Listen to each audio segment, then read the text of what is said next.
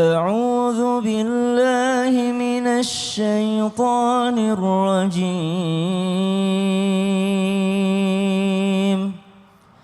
بسم الله الرحمن الرحيم Allah. الخبيثات للخبيثين والخبيثون للخبيثات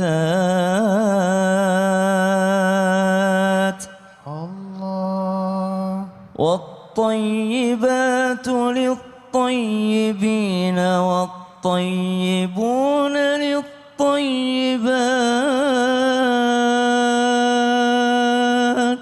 Allah. أولئك مبرؤون مما يقولون Allah. لهم مغفرة ورزق كريم Allah. صدق الله العظيم.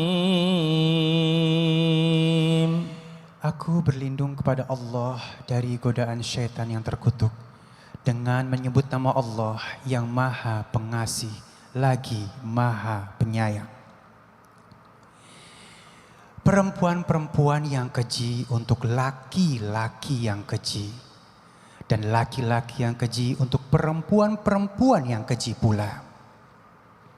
Sedangkan perempuan-perempuan yang baik untuk laki-laki yang baik, dan laki-laki yang baik untuk perempuan-perempuan yang baik pula.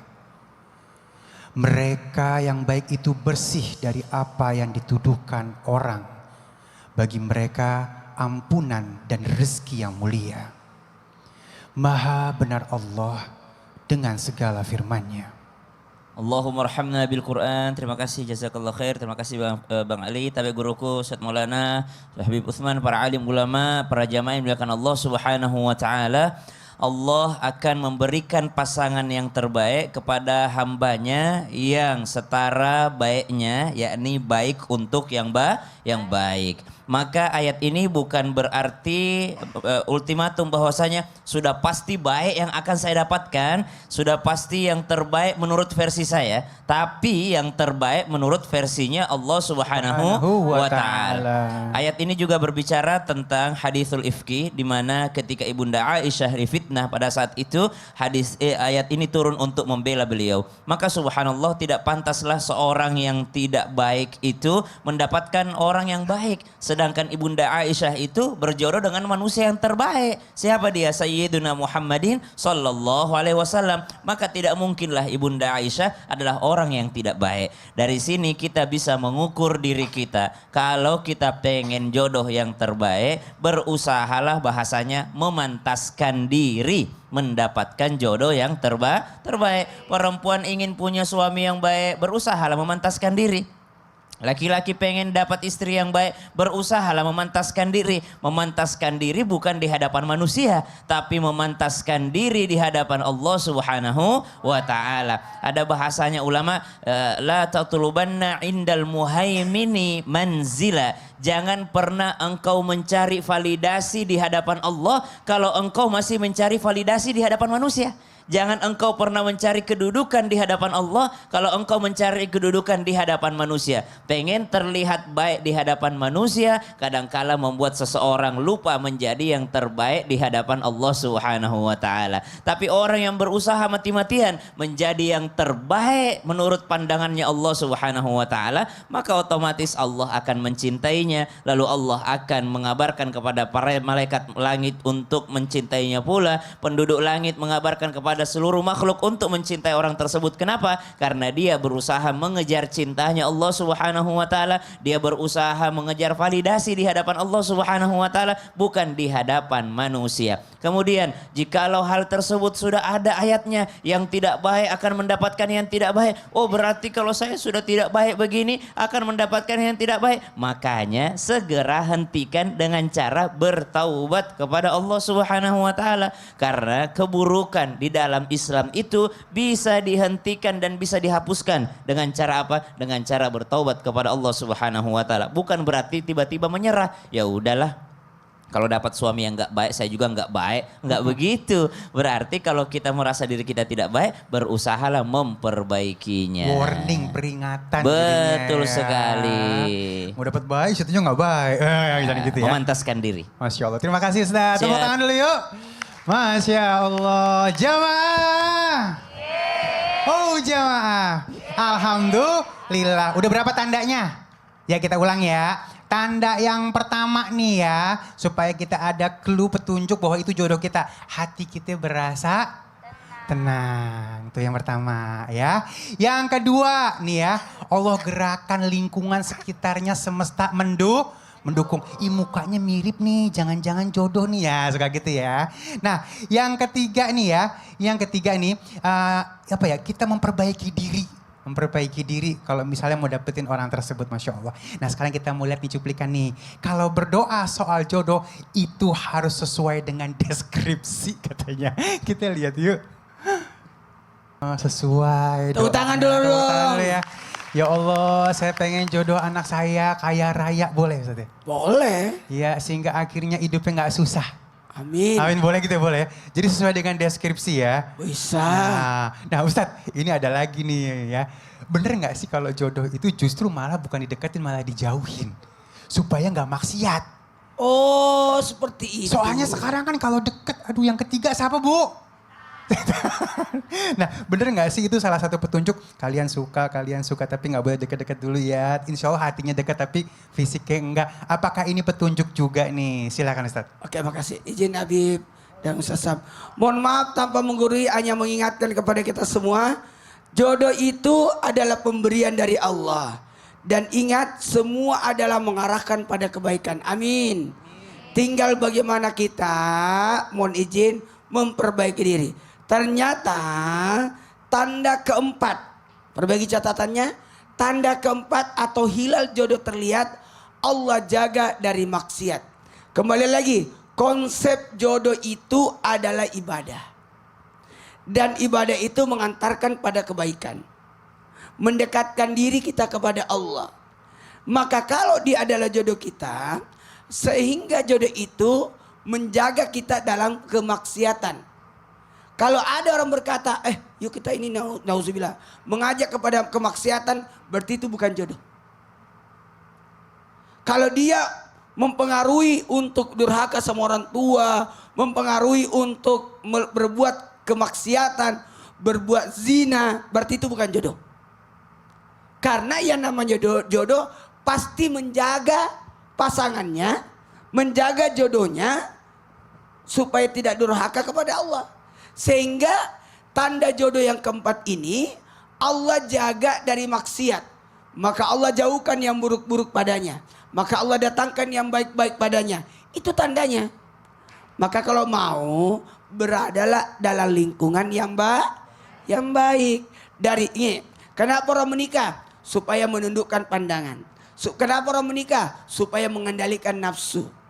Bukan justru terlampiaskan nafsu. Bukan.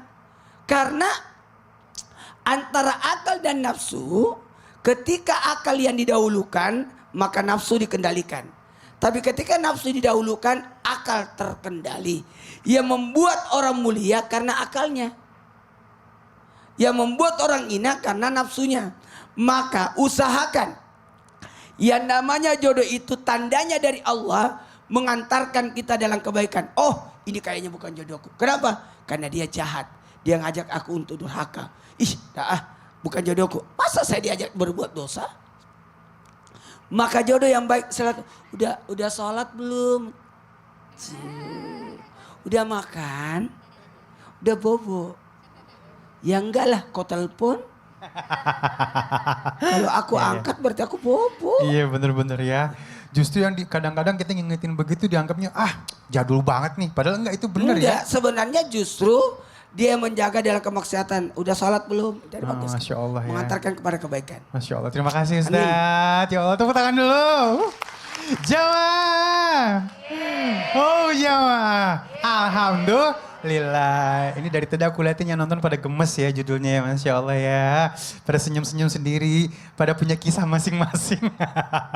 Nah baik, sekarang kita masuk ke dalam segmen Tanya Dong Ustadz. Kami semua tanya dong Ustadz. Siapa yang mau nanya? Wih, ibu di pojok ngapain sini. Ya Allah, namanya siapa, tinggalnya di mana? Itu Kutek apa Bu? Bukan ya, sini. Sini. Ya mau nanya sama siapa dulu? Mau nanya sama Ustadz Sam. Ustadz Syam boleh ke depan, maafin. Baik, Mangga. Umi boleh di tengah, silakan. Assalamualaikum warahmatullahi wabarakatuh. Waalaikumsalam warahmatullahi wabarakatuh. Perkenalkan, nama saya Ibu Ani dari Majlis Taklim Miftahul Jannah Manunjaya Tasikmalaya. Iya, tepuk tangan dulu yuk. Miftahul Jannah. Saya mau Tasikmalaya. bertanya sama Ustadz Sam. Siap. Pak Ustadz, ketika kita habis sholat istikharah, Ya. tapi tidak ada jawaban lewat mimpi. Tapi hati kita sudah mantap dan tidak ragu lagi. Apakah itu jawaban dari sholat istikharah yang tak disadari? Masya Allah. Masya Allah. Petunjuknya langsung dari mimpi jelas nih ya.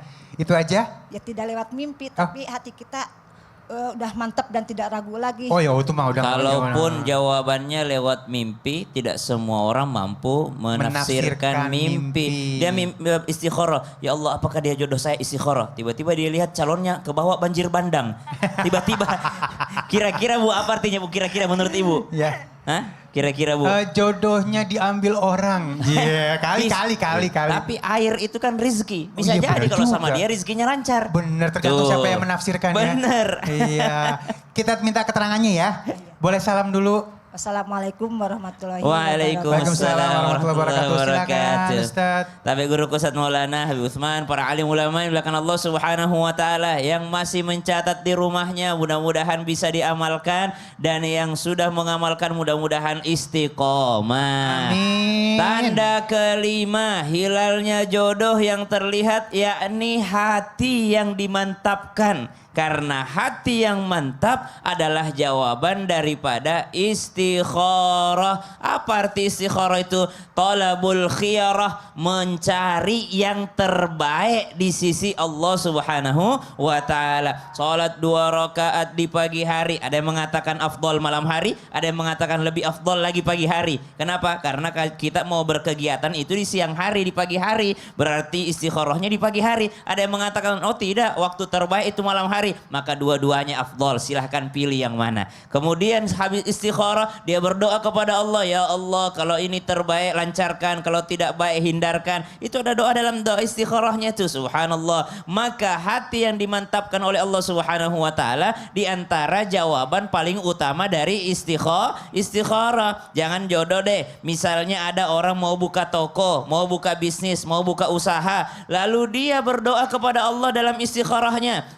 Istikharah pertama tidak ada, hati netral, mimpi tidak ada. Hari kedua istikharah, hati masih netral, mimpi juga tidak ada. Hari ketiga istikharah, hati mantap, mimpi tidak ada, tapi baru mau mulai usaha banyak halangannya. Cari ini susah bahannya, ini segala macam, sama dengan jodoh. Ternyata hatinya sudah mantap, mimpinya tidak ada, tapi banyak halangannya. Banyak terhalang ini. Maka itu juga diantara jawaban istikharah. Kata ulama, kalau sudah 3 hari istikharah, lalu ternyata belum dilancarkan sama Allah Subhanahu wa taala, maka jawabannya, apakah dia bukan jodohmu? Belum tentu. Siapa tahu dia jodohmu. Cuma kata ulama, tunda dulu. Jangan buru-buru karena belum menjadi yang terbaik bagimu. Tunda dulu. Sampai kapan? Sampai nambah lagi istikharahnya. Hari keempat istikharah lagi. Hari kelima istikharah lagi. Hari keenam istikharah lagi. Hari ketujuh lalu dilancarkan sama Allah, maka teruskan. Tapi kalau belum dilancarkan sama Allah, maka silahkan tunda lagi pekerjaan. Kalau bisa ditunda. Kalau tidak bisa ditunda, cari yang lain.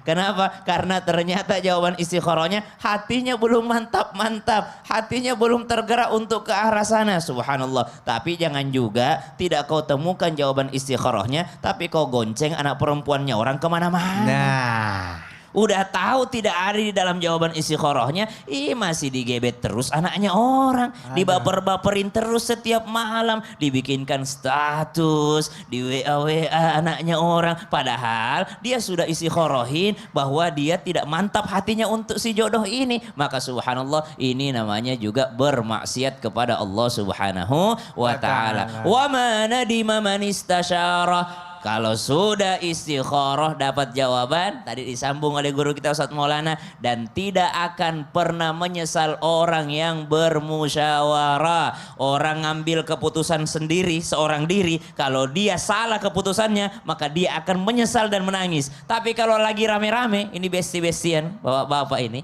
lagi rame-rame 5 orang, tiba-tiba 5 orang ini bagaimana? Sepakat, berangkat kita. Tiba-tiba salah keputusan mereka bukan menyesal, tapi saling ngetawain satu sama lain. Iya, happy aja. Kenapa? Kamu sih, saya kan tadi bilang gak usah. Si Anu tuh tadi tuh, subhanallah. Maka tidak akan pernah merugi orang yang musyawarah itu. Karena kalaupun salah, mereka cuma saling ngetawain, bukan menyesal. Masya Allah. Tapi kalau sendirian kita salah, aduh nyesek banget. Bener-bener ya. Udah dikasih tahu orang tua, tetap melangkah. Menyesal sendiri tuh. Ya, Masya Allah. Terima kasih Ustaz. Sama-sama Bang Ali. Tepuk tangan dulu yuk. Baik, alhamdulillahirrahmanirrahim. Mari sama-sama kita mendengarkan lagu kebangsaan Indonesia Raya. Di Islam itu indah. Jawa. Oh Jawa. Alhamdulillah. Ibu sehat. Boleh pakai mic-nya. Alhamdulillah. Tadi udah maksa banget pengen nanya katanya ya. Iya. Iya, mau nanya sama siapa? Habib Usman. Habib Usman ya Habibi. Boleh Ibu, silakan Ibu. Namanya siapa, tinggalnya di mana, majelis taklimnya siapa? Dulu awal yang ngebangun majelis taklimnya siapa? Iya. Assalamualaikum warahmatullahi wabarakatuh. Waalaikumsalam warahmatullahi wabarakatuh. Perkenalkan, nama saya Ibu Usna, berasal dari Majelis Taklim Nur Hidayah Palembang. Palembang, tepuk tangan lu. Iya, langsung aja. Baiklah, Ustadz Silakan Ibu. Gak apa-apa. Habib Usman, Silakan. saya ingin bertanya, ketika pasangan kita diganti Allah dengan pasangan baik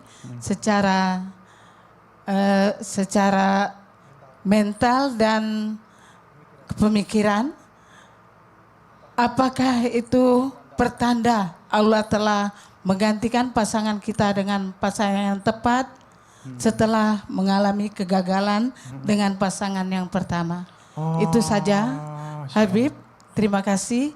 Wassalamualaikum warahmatullahi wabarakatuh. Assalamualaikum warahmatullahi wabarakatuh. Jadi prasangka baik, apakah seperti itu ya? Baik, terima kasih Umi. Iya, boleh duduk lagi, silakan ya Habibi. Akhir, ya Habibi Ali, Ustadz Muhammad Nur, Ustadz Syam. Bismillahirrahmanirrahim. Allahumma salli ala sayyidina Muhammad wa ala ali sayyidina Muhammad.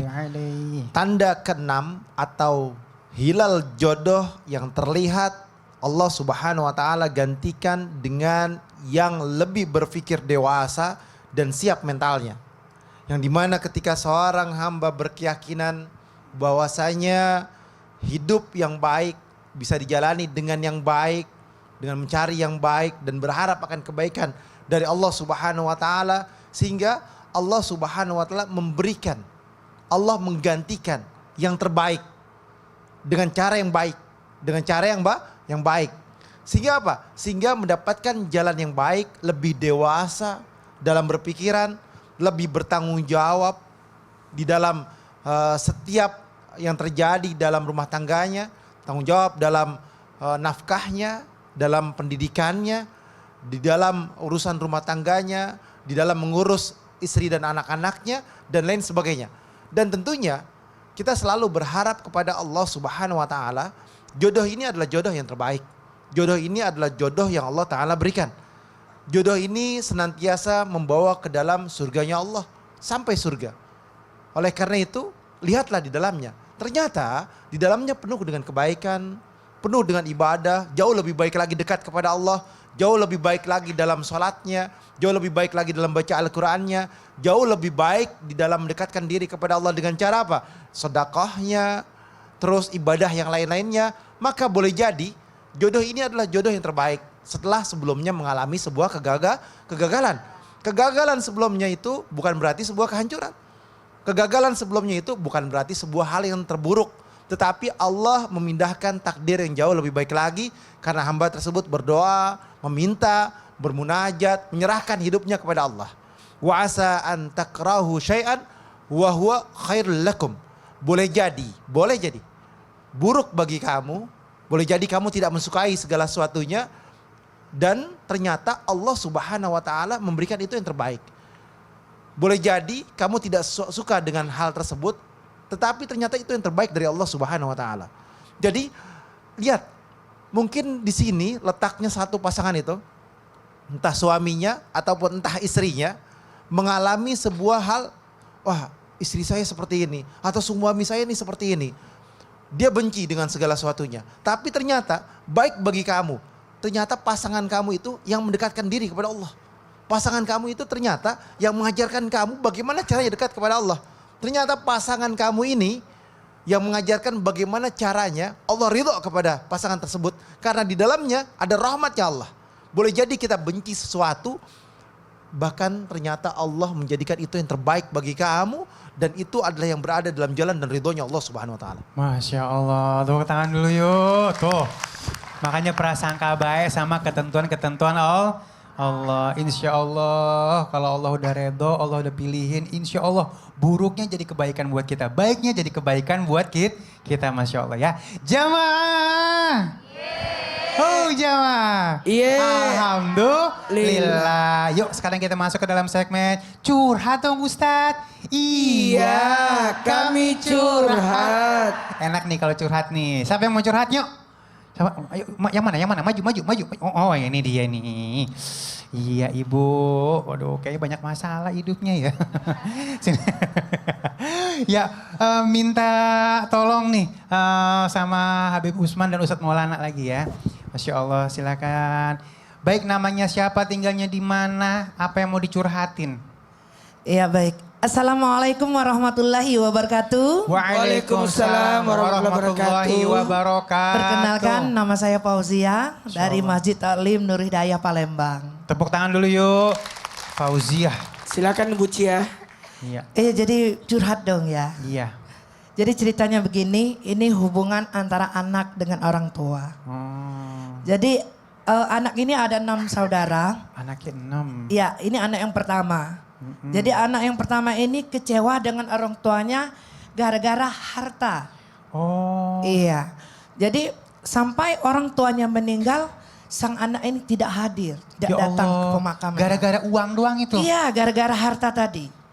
Iya. Orang tuanya meninggal dia gak mau datang? Iya. Astagfirullah. Jadi sampai saat ini juga, ini kan anak pertama anak ini pertama kan. harus ngasih contoh dengan ya. adik-adiknya ini ada 6 saudara kan. Jadi dengan adik-adiknya hubungannya tidak harmonis. Yang pertama Bahkan ini. tidak ada hubungan silaturahmi sama sekali. Ya Allah. Nah jadi yang ingin saya curhat ini bagaimana cara mengatasinya agar supaya hubungan kakak beradik karena kedua orang tuanya sudah meninggal bisa harmonis. Dikasih paham nih ya. Iya. Istilahnya jangan sampai terpecah belah cuman gara-gara seperti ini. Iya. Ini uangnya kenapa kok bisa ada masalah waris apa enggak ya? Enggak, karena menurut adat di sana di Palembang khususnya ya.